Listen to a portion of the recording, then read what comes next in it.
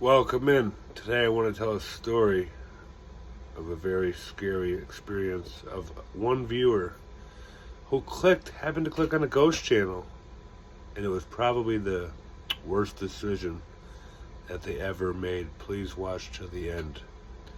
Late one night, a viewer clicked on a channel out of curiosity. They watched one video, then another, then one more.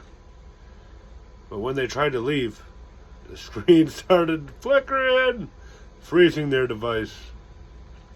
A dark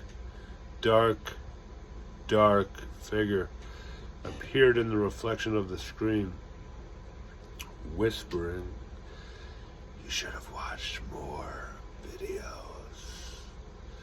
The next morning, they woke up to find the same exact figure standing at their door. Shit you not.